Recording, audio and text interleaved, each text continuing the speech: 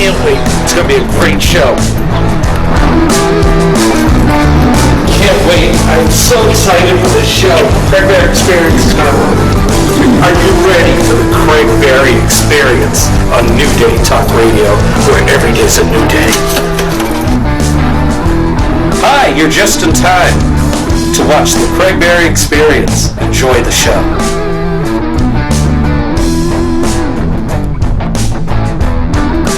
Well, hello everybody and welcome to the Craig Berry Experience. Guess who I am? That's right, I am Craig Berry. Today on New Day Talk Radio, where every day is a new day, we have a very, very special guest today, and his name is Marc Gold. He is the owner of 24 Karat Sound and Video. Is that right? That's right. You got it. I got it right. Okay. Absolutely right. 24 Karat Sound and Video. This show, I'm going to tell you right now, you're going to need a box of Kleenex. I need a box of Kleenex. I saw what's going on.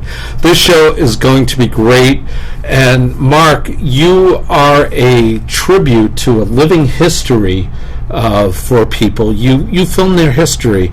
That's awesome. How do you do it? And welcome to the show, and thank you for being here. It's my pleasure to be here, Barry, and I want to tell you from the get-go that being in your studio with you and doing this with you, anytime I can spend with you, Barry, is a good time for me. So, well, thank you. I appreciate that. It's a good time for me as well. I think we are pretty blessed to know many of the same people, and I'm very excited about this show. So tell me, how did you get started in doing living histories? Living history is an extension of the many different productions that I do as a videographer. Started the business about 30 years ago, working out of the South Bay in Los Angeles, city of San Pedro. Part of my business is involved in these types of human interest stories. I'm a storyteller. I don't know if you know what you got in. I don't know if you know what you got yourself into when you had me come on here, because I'm a storyteller who's also an analytic. So I not only tell stories, but I analyze them to death. So you're in for a few stories here, to be sure. I think that's because we're fellow landsmen and we do that. Absolutely, absolutely. You know, we have to. So I saw this video that we watch, and our audience is going to watch it momentarily. It's your parents, and folks, this is why I'm telling you, you really need a tissue. This, how do I put this nicely? This is awesome. It is the most incredible thing I've ever seen, and I'm like touched by it. I hope your audience is moved as well. I watched it. It's an hour and 10 minutes long. I watched it this morning again just to refresh myself of some of the stories that my parents told about their parents, the remarkable, incredible adventures, unbelievable things that went on in their lives. They had full, robust lives. My father, born in 1914, my mother in 1924, have a rich history. And this being Memorial Day, they both were in the Army. In fact, they met while they were in the Army, and we'll get into their love story a little bit later. But the birth of this project comes from within me, and my sister shares this feeling. She also is a published author and storyteller. But, you know, we didn't want to separate permanently from our parents. We all know intellectually that our life is finite. We're living a cycle. We have a beginning of the cycle and an end of the cycle. And when that's over, life is gone. But the person doesn't have to be gone to us. Memories fade, but as a cinematographer, I'm in a position to tell a story that's going to last well beyond the lifetime. It's going to last into my children, my grandparents, or my grandchildren and their children. So this is a story that transcends time. It's pretty awesome. It's about a relationship. You know, this is not an. My parents were not history makers. They were not earth movers. They were just normal human beings. They had two children, my sister and myself, and they went through all of life's experiences together. Through their meeting, through the wartime, World War II, through the birth of children, through the bar mitzvahs, through the weddings, and eventually their lives both came to an end, but not before I sat down with my sister and decided that, Mom and Dad, I want you with me beyond what my memories remember. I want to see you. I want to hear you. I want to share your stories.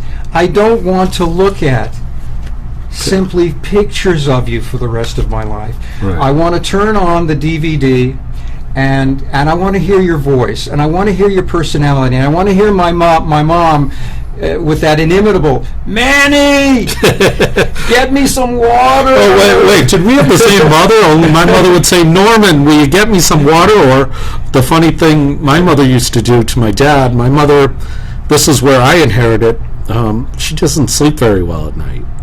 And it's just one of those things. Yeah. My dad could sleep through World War III. Yeah. At 3 o'clock in the morning, I'll never forget this, I was probably 14, 15 years old.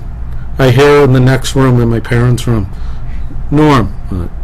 Norm, what? Norm, what? Are you awake? Now I am. If I wasn't before. So it would cause an interesting dynamic.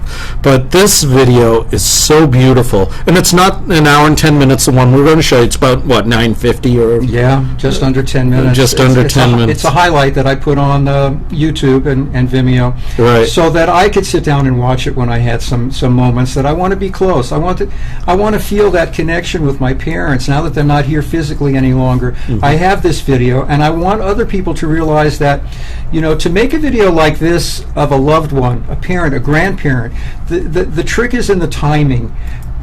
You got to do it while they're still alive. And here's a wedding picture that I just put up of your parents. And speaking of that particular moment, can you show a picture of the video camera that my father used to carry? Oh, sure.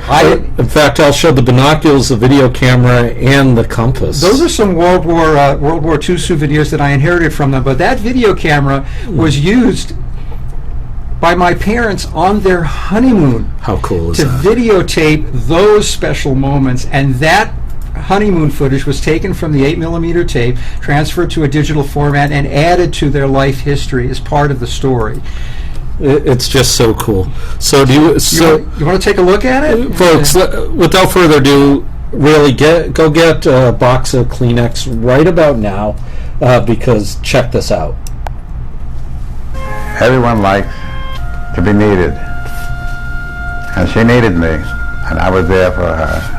And my love was so strong for her, and her love was so strong for me, that just being together made her feel better. And God knows that she had enough trouble of her own.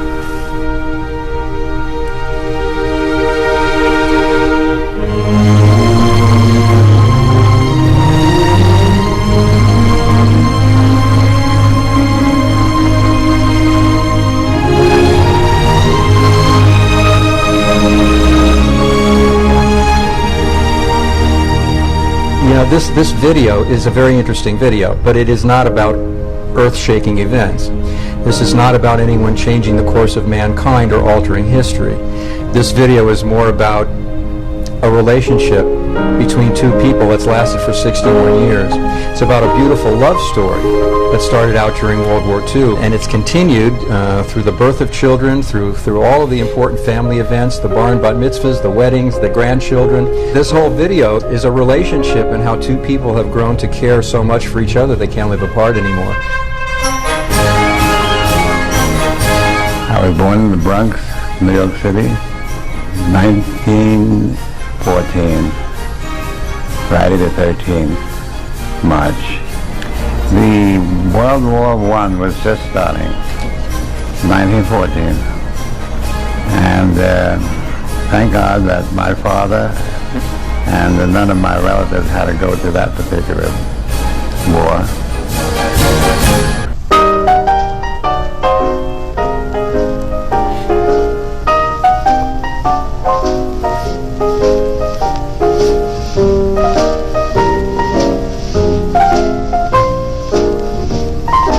Unfortunately, in the crash of the stock market, my father lost everything, and we were broke.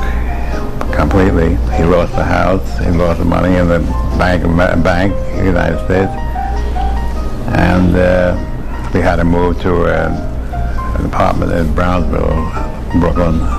I used to play handball with the champion of New York City. His name was Gold1.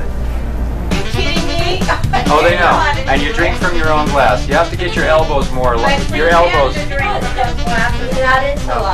Can't reach it. Her boobs are too big. I was about 12 years old, 10, 11 or 12.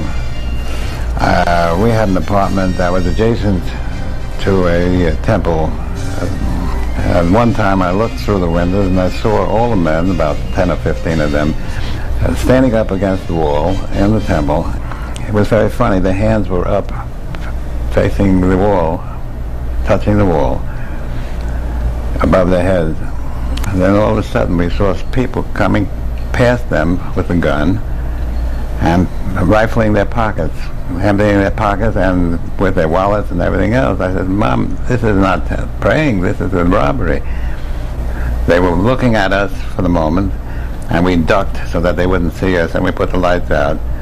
We called the police, and the police came very fast, and there was a gunfight there between the two Sing Sing convicts, escaped convicts, who were robbing the place.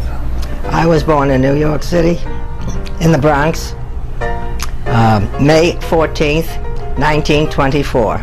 My father was a very quiet man. They both came from Europe. My father was 18, my mother was 16.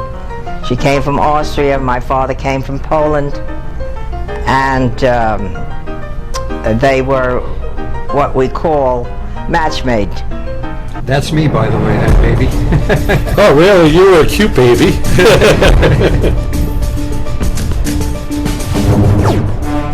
We went through France, through Germany, across the Rhine River, through Germany. We went through the Battle of the Bulge with all the states, countries that were involved there.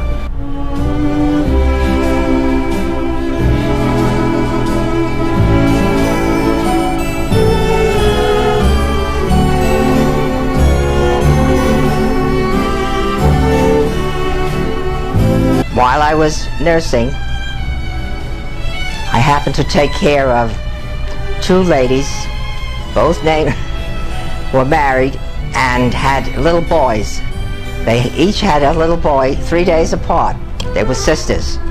The youngest sister took a liking to me and said, would I write to her brother who was overseas in the army.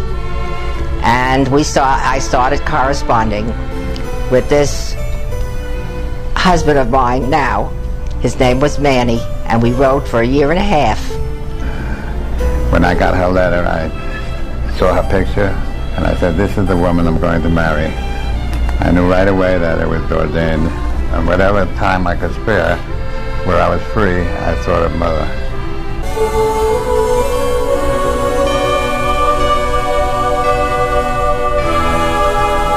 That's their honeymoon, isn't it? This is their honeymoon video, yeah.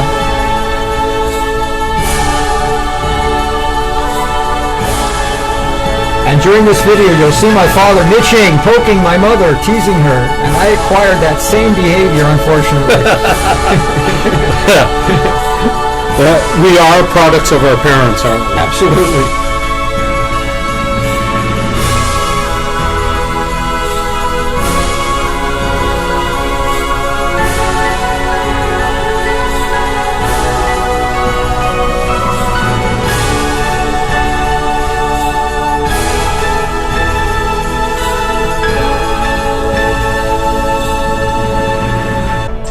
Everyone likes to be needed, and she needed me, and I was there for her, and my love was so strong for her, and her love was so strong for me, that just being together made her feel better, and God knows that she had enough trouble of her own. You must consider the other person. You must consider his feelings, you must consider his needs and his wants, and that's what you get married for, basically. You have something in common with someone else. You can share all this. and it makes life very easy. And you start to feel old because nature takes its course, and there's nothing you can do about it except to work along with it and be happy with it, and just make yourself available for all the good things in life. I think I went through all the normal seasons. I think now I must be maybe in the fall of my life, getting ready to wind everything up. And I think it was a pretty good life. Now that we're on that topic. 50th anniversary. Oh boy, did we bringing work all hard those on people. that. That was a 2-day extravaganza. And that's your sister. That's my sister. Take a sip.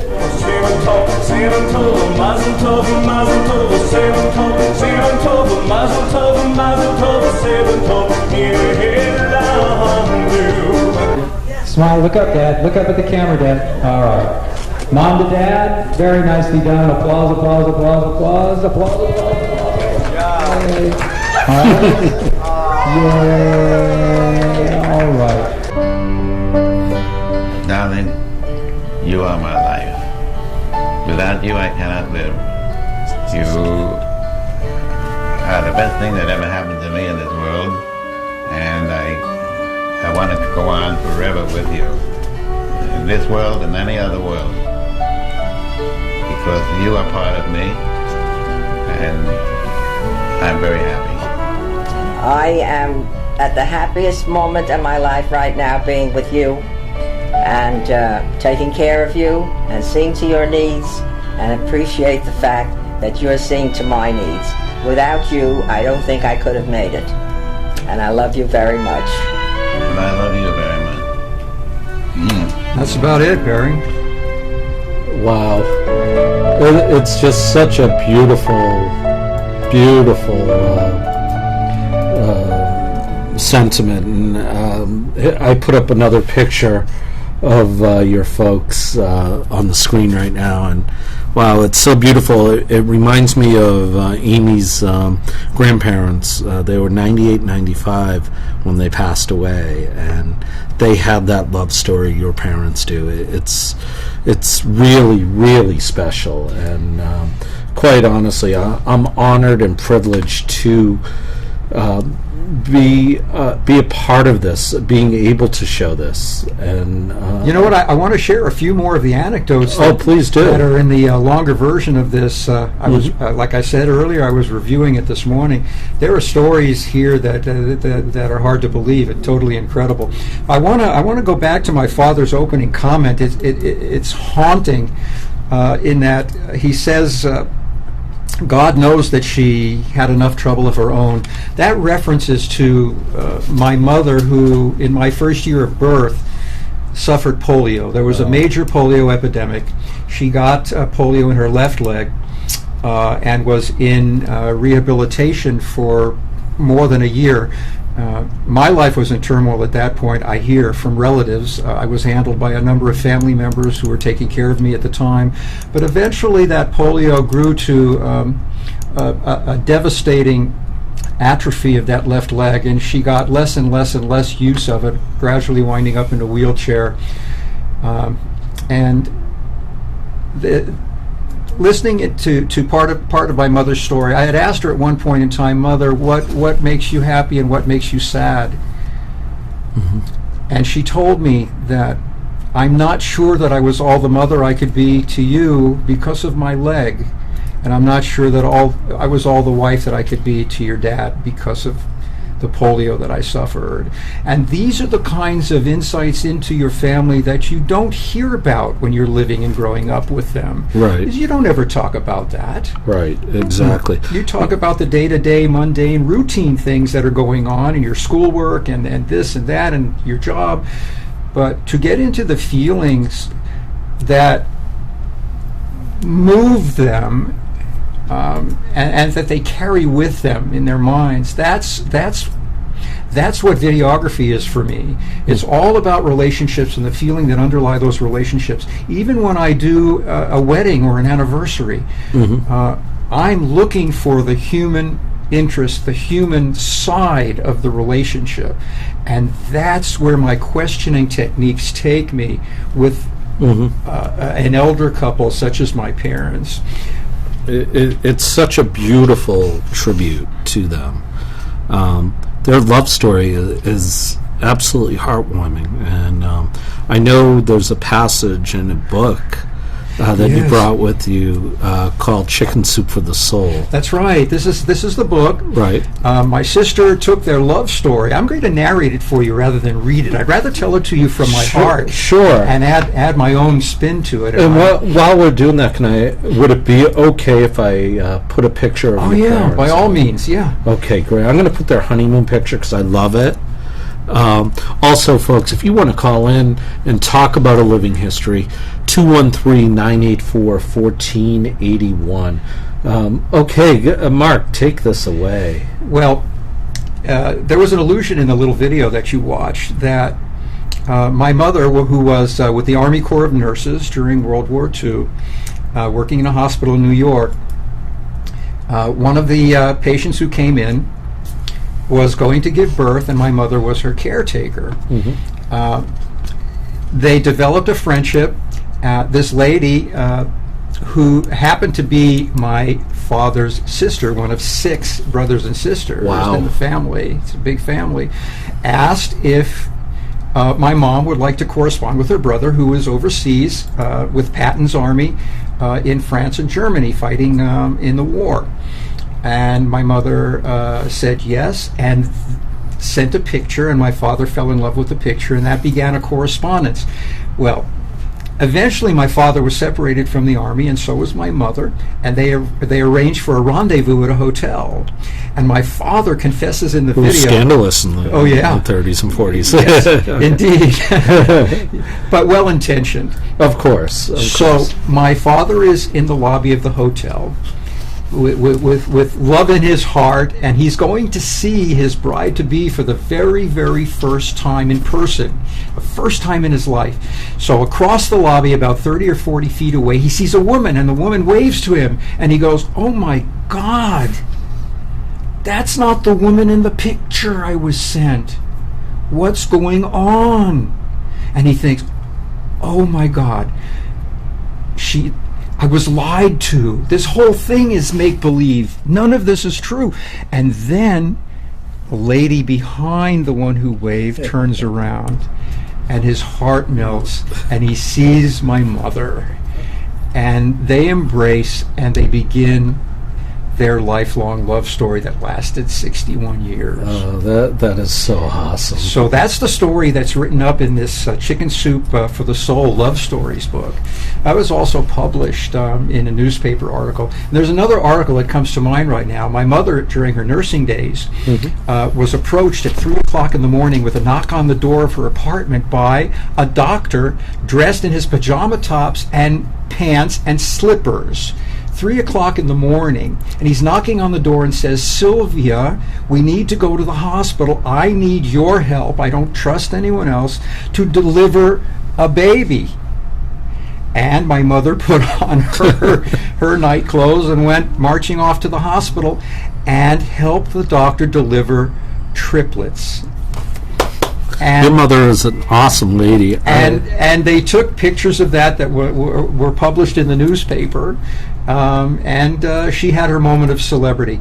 I, by the way, was born into celebrity. You don't know this about me, Barry. Okay. But I was the first baby boy born in the city of New York on June 15th, 1947. And I had my picture in the paper, and my parents, we were on the radio. It was announced on a radio show. Okay. And my parents received cigars and a bouquet of roses, and that was my launching into this world. There you go. So, what was the significance of June 15th, 47? I was born. Well, there is no bigger significance in that. There you go. There you go. So my life has become what it is today now. I'm a cinematographer making stories about other people's lives. And it's great. I got to share a little anecdote with Please. you. And this is the only thing I'm going to say about the part of my videography business that is related to weddings. Okay. I happened to be recording a wedding reception at a local hotel, and I overheard 2 of the bridesmaids speaking in reference to me. And I was standing behind the camera doing my job, recording, and I heard one say to the other, "What's Grandpa doing behind the camera?" You're not that old. Are you kidding? I didn't say anything because that would have been out of place. Right. I just continued doing my work, but I would have loved to have said, ladies, this is what experience looks like. And these are my credentials for standing behind the camera. So there you go. That's phenomenal. You know, what's Grandpa doing behind the camera? Yeah, I'll never forget. That's one of the key moments of my career. I think it's kind of funny in a way. I was in a retail store. I'm not going to name the store, but it has a big red Target on it. Oh. And they're out of Minneapolis, but they're all over the place. And I was in there one day, and you know the gray hairs show up a little bit. Yeah. And someone said to me, and this is right before I got married, right before I turned 40. Yeah. Okay. Would you like your senior citizen discount? Yes, I would, and I'd like to talk to your manager. I swore to myself that the first person that called me grandpa or old man, I was going to... Would you rather be called Zadie? I'm called Papa by 3. There you go. 3 little kids that call me Papa. Papa's all right then, you know. Actually, for the last 11 years, we've had a grandchild in residence. We've been her caretaker. She lives with us, and she just graduated Mary Star. She's going to graduate Mary Star High School the end of this coming week. All right, congratulations. So, walked her to school for 11 years. You know what? That's awesome. Now it's her culmination. Well, she's probably a wonderful young lady. Now, when the Living History started, that it's such a beautiful thing to do for people, and I know there's a lot of research, and it's not inexpensive, but at the same token, aren't people's memories worth whatever the cost may be? It's not only the memories and the fact that memories fade over time, but it's the stories that never get spoken over the dinner table. I could tell you, and I will tell you actually in a few moments, some of the anecdotes that were related by my parents that are totally incredible. They go back in their history to stories about their own parents, and they tell my grandfather on my father's side apparently was infamous for his driving behavior behind the wheel of a car. And there are 2 incidents that come to mind. One, the trolley car incident where he's driving through downtown New York, and the car gets stuck on the trolley tracks, and he has my dad and all the children. There were actually 8 children in the car. Grandpa was driving, and the car is stuck on the trolley tracks, and the trolley is coming down at an amazing speed towards them, and they screamed out of the car just before the car was demolished by the trolley. And that was see, I might not have been here, but see, I had no idea that happened. And then to top that story, my grandfather was driving again downtown in New York City, and there was a military parade going by with the trucks and the armored vehicles and the soldiers. It was a long... Appropriate for this weekend. That's right. Yes. It was a big procession. And instead of taking the detour around the parade, he wound up entering the parade and became one of the vehicles in the procession of Army vehicles, wound up crashing into an Army truck before he was removed from the parade. So this was my grandfather's driving stories. Well, and don't forget, in that time, you didn't need a driver's license. Apparently not. No. Or any skill. Well, that's true today. Especially in New York. Forgive me, New Yorkers. You know, I'm an East Coast boy, too. I'm from Boston, so it's the same thing there.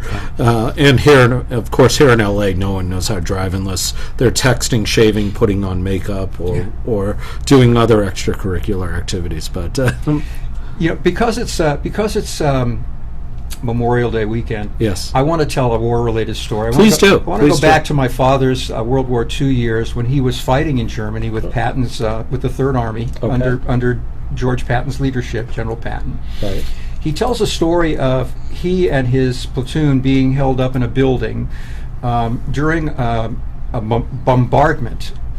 And in the plaza, about 300 yards from him, he noticed that some of the American soldiers were caught and exposed to the gunfire that was going on around them, and they had no way to escape. So my father narrates in this life story that he decided just spontaneously that he was going to run out and rescue them, and under the threat of the gunfire, he did exactly that, and he did accomplish a rescue, and for that he was awarded the Bronze Star. And I remember that story, and I remember his heroism, and I am so proud to know that. And if I didn't do this interview, I would never have known that. All I would have had is a box full of mementos that he brought home with him, including that camera and the compass and the binoculars and a few photos that he brought home with him from the war. He never wanted to talk about it. And to his dying day, he had post-traumatic stress disorder to the extent that he would wake up for, this was for 40 years after the war. He would wake up with nightmares where he was thrashing his legs and thrashing his body at some unknown enemy, and would panic my mother, who thought we were having an earthquake. He fell out of bed on a couple of occasions during those episodes. Eventually, thankfully, to the Army and the government, he received a PTSD benefit, which helped him with expenses through some of his senior years. Right, absolutely. Well, we do have a caller coming up, but I'm having a little issue with the mouse on this machine here. I think the battery is dying, so the caller will just have to wait. But please, Mark, go on with the story. I think it's a great story. Actually, we have the caller on the line. Okay, excellent. Hi, Amy. Let me. Hi there. Hi, Mark. Hello. How are you guys? Hello, Amy. I'm fine. Thanks for calling in. Yeah, and it's not a plant. It really is. Okay. Good. Anyway, I just wanted to say, the story of your parents, it really does remind me of my grandparents, and sadly, we didn't have the beauty of a living history from my grandparents, and I'm so sorry that we didn't know you before they passed, to have them to have you do that for them. But what I would like to do for you, and I'm asking this publicly, so you're going to be locked in if you say when you answer.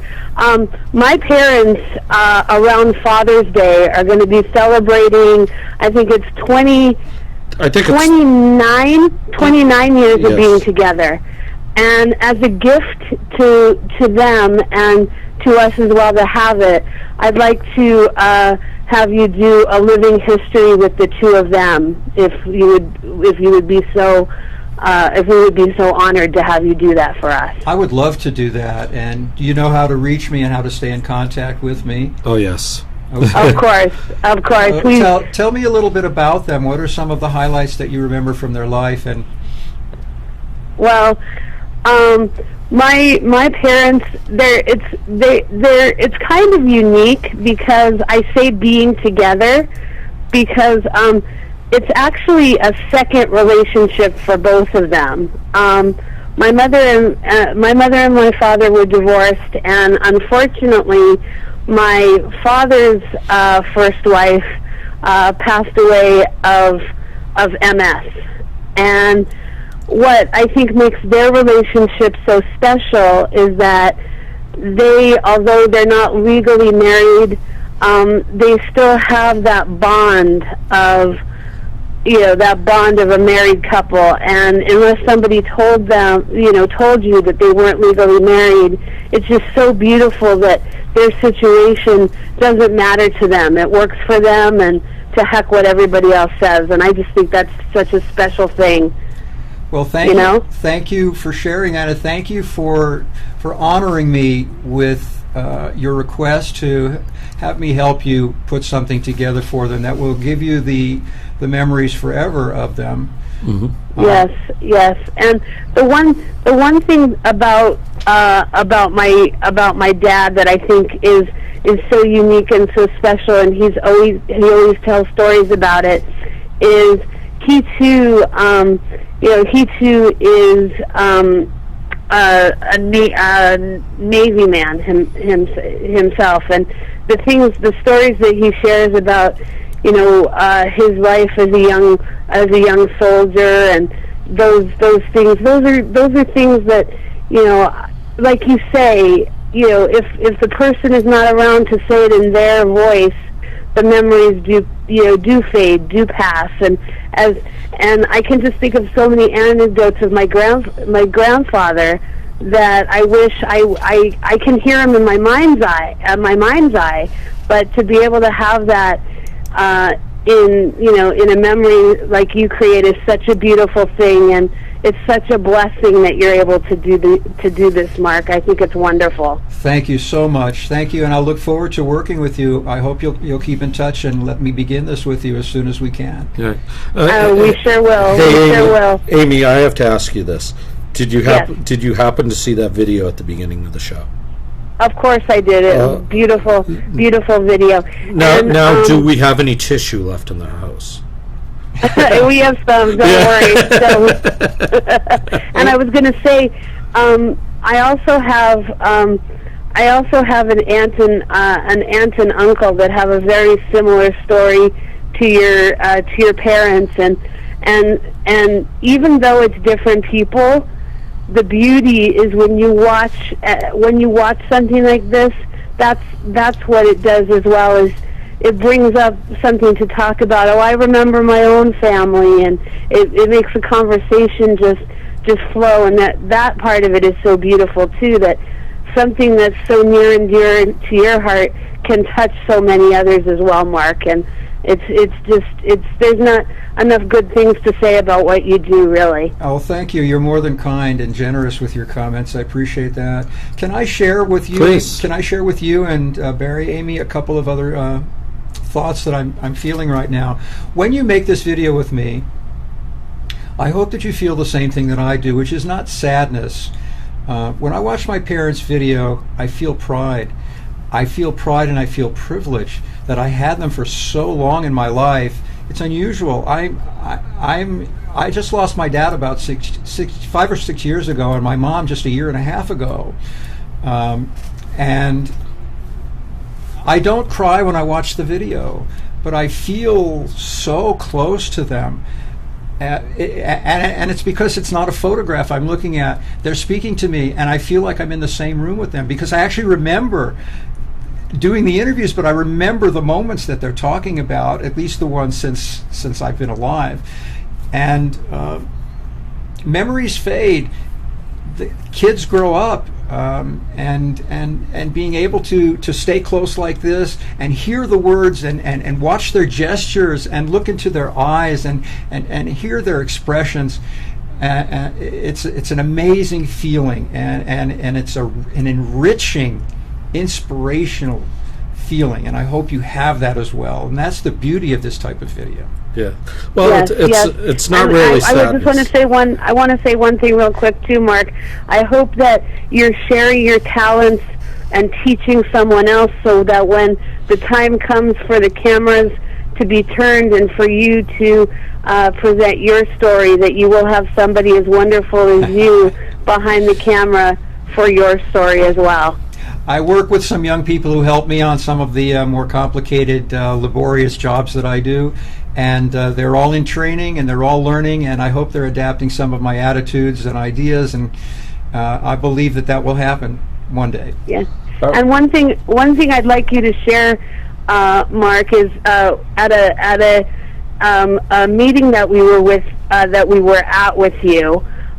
You had mentioned about one of the people that was there, another business owner, and you said that many years prior that you had done her wedding, and I thought that was such a beautiful story. So maybe you could kind of reiterate a little bit on that too. I can. It was at a group that meets locally. Barry and I were at that meeting together and have been at several of these meetings. We like the people in the group, and we benefit greatly from the relationships we're building.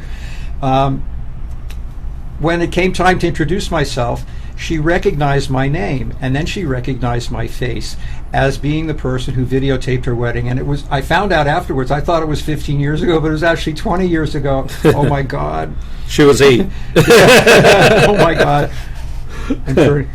Yeah. I'm aging before you. And she reminded me that I had done her video. And during the course of that conversation, getting reacquainted, she mentioned that she had just lost her grandfather.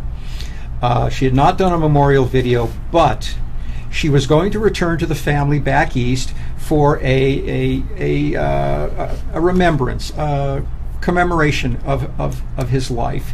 And she wanted me and has asked me to put together a video that will be shown as the centerpiece of that get-together, a family reunion. And she's given me about 80 photographs going back to her grandfather's parents. We actually had a photo of his parents.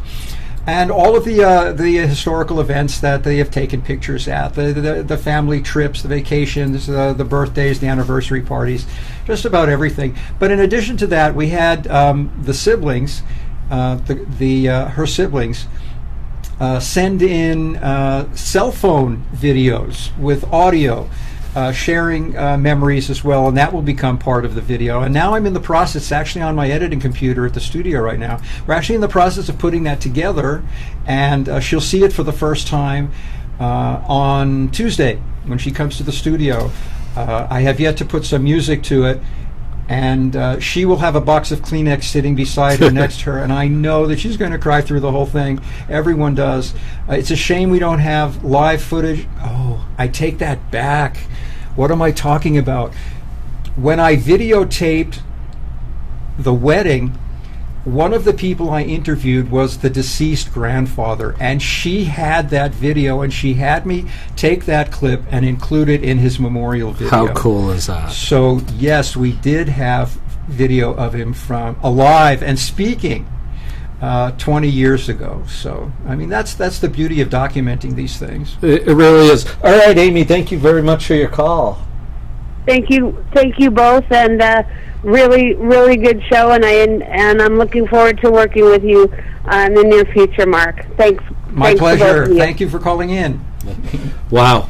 All right, it wasn't a plant, folks. Amy calls in all the time. She's like my number one groupie. It's good to have groupies. Exactly, and I'm very thankful she is like that. You know, a living history is just so wonderful, and there's so many thoughts that come to mind. But you mentioned something when you're talking to Amy, that it's not a sad thing. No, it's not. And the reason why we cry is because we remember all the good things, and we want a piece of that back. We're not sad that they're not with us per se. We're sad that they're not with us physically.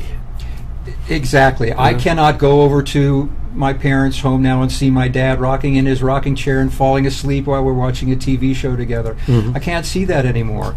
I can't take my mom in her wheelchair out to the park in San Diego and get some fresh air and enjoy the coastline with her. But I can watch the video and I can share the video. And there's nothing more special than watching a video. I mean, Amy and I every so often watch a video of our wedding, and it was fun. A friend of ours did it, but we got to see her grandparents dance at our wedding. Awesome! And it gets me every time. I got to see my dad being my best man. Yeah. Again, it's you know, it's one of those things where I don't think we're sad. It's just that all the great memories come up, and if you're human, you have emotions. It's that. It's inevitable, right? And that's what my work is about. I may have said it before in this broadcast, mm-hmm. but for me, a videotape is not simply the documentation of a chronological series of events. It goes well beyond that, and that may be what distinguishes me from others in the industry. It's about relationships and the feelings that underlie relationships that bind people together for a lifetime in some cases. Right. So And how can people get in touch with you? What's the phone number? The phone number for my studio is 310, area code 310-547-4702. Once again, that's 310-547-4702. And Mark will answer it. And, of course, you have a website. I have a website at www.24kt, that's the abbreviation for 24 karat, sound, 24kt, sound.com. Right. And my parents' video appears in the Wedding and Special Event Video Gallery, along with other types of events of that same ilk. And along with the corporate videos that I do as well for businesses. You know, I can't believe it. We only have a few minutes left. This has flown. Tell me how many minutes, because I have one more story. We have 3 minutes and 50 seconds. The floor is all yours. The last chapter of my father's life was on the last day of his life. My dad had fallen when we went out to dinner and broke his hip, and he went through several weeks of rehabilitation and eventually wound up in the hospital, and I came down from Los Angeles to San Diego to visit him. Sure. And my sister and mother were in the room. I remember giving him a foot rub for the first time in my life, because he had always given me foot rubs. And I took his foot out from under the covers and I rubbed it. And he said, "Rub it harder." And I rubbed it harder for him. And I gave him a little bit of this compound that he was allowed to eat. And he smiled at me. And at that moment, I knew how proud he was of his son. I felt something from him that I had never experienced before on that level of emotion in my life. And I said to him, "I love it when you smile for me. Smile again, Dad." And he smiled again. And I leaned over in his bed across his chest, and he kissed me right there. And we hugged. And I said goodbye and walked out of the room. The next morning, I received the call from my sister that he had passed. Right. And I had this wonderful goodbye with him. And that's how I remember it. That's my memory of him. Isn't that special? It's special. And when I think of my parents, I see them walking together, holding hands in that honeymoon photo that you showed. Sure. And that's how I imagine they're spending their time now. I'm sure. If you're with your soulmate, that soulmate is with you. And I know, again, in Amy and our vows, and I think it's in most vows, and especially Jewish vows, you are his, she is hers. And I think that it's very special, because it's really wonderful. What a wonderful story. Mark, you do have to come back again. I'll come back again. I would love that. And folks, we are out of time. I can't believe it. I want to thank Marc Gold. This made Memorial Day special. Mark, your dad was special, your mom was special, you're special, and it's just very heartwarming to see this, and I love it. Thank you so much, Barry. Thank you. Next week's show, we have a hypnotist. I'm going to be hypnotized on the air. We'll see how that goes. All right, so I'll be turned into a chicken, I guess. It wouldn't surprise me to do that, but we are out of time, and we are out of here. I will see you next week, and thank you for watching the Craig Bear Experience on New Day Talk Radio, where every day is a new day.